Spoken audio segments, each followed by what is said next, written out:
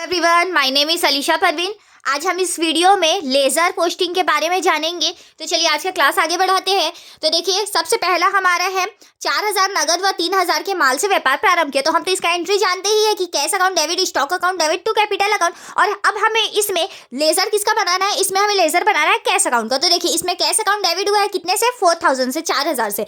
तो अब हम यहाँ पे अगर कैश अकाउंट बनाते हैं तो कैश अकाउंट हमारा डेबिट हुआ है, तो हम उसके डेबिट साइड में आएंगे। ईयर इसका है 2006 और 1 जनवरी, और उसके बदले में जो क्रेडिट हुआ है तो उसके बदले में क्या क्रेडिट हुआ है? To capital account. तो यहाँ पे हम आके लिख देंगे टू कैपिटल अकाउंट। अमाउंट वाले कॉलम में 4000 रुपये डाल देंगे।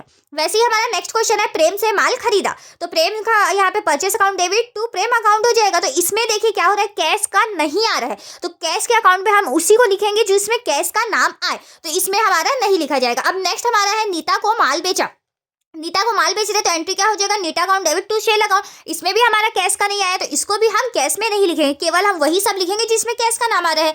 नेक्स्ट क्वेश्चन हमारा है, प्रेम को पूर्ण भुगतान में चुकता किए गए। तो हमारे इसमें कैश का आएगा, तो प्रेम account debit to cash account और टू डिस्काउंट अकाउंट। तो हमारा क्या हुआ है? कैश अकाउंट क्रेडिट हुआ, तो हम क्रेडिट साइड में कैश अकाउंट के आएंगे और उसके बदले में जो डेबिट हुआ है, तो उसके बदले में क्या डेबिट हुआ है? प्रेम अकाउंट। तो यहाँ पे हम आएंगे बाय प्रेम अकाउंट, इसका डेट डाल देंगे यहाँ पे 7 जनवरी और ईयर डाल देंगे।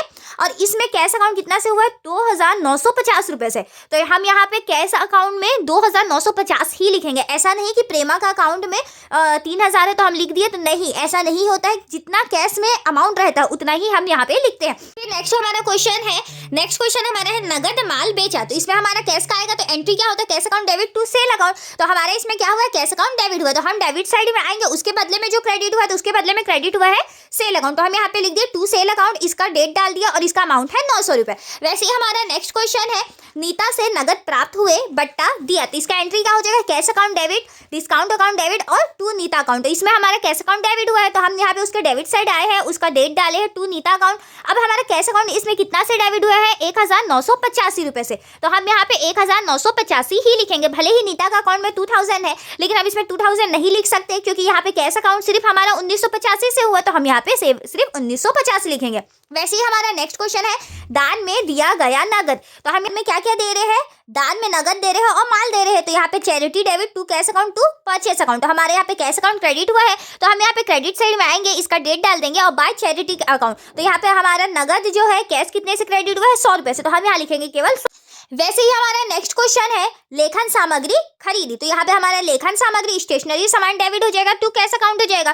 कैश अकाउंट इसमें भी क्रेडिट हुआ, तो हम क्रेडिट साइड में आएंगे, डेट डालेंगे और बाय स्टेशनरी अकाउंट, इसका अमाउंट है 50 रुपये। तो यहाँ पे हमने लिख दिया। वैसे ही हमारा नेक्स्ट क्वेश्चन है, रीना को माल बेचा। तो इसमें देखिए कैश का नहीं आ रहा है, रीना टू सेल हो जाएगा, तो कैश का नहीं आ रहा तो हम इसमें नहीं लिखेंगे। नेक्स्ट है, वेतन दिया, सैलरी हम लोग दे रहे हैं और किराया भुगतान किया, दोनों एक ही डेट में, तो हम एक साथ एंट्री कर सकते हैं।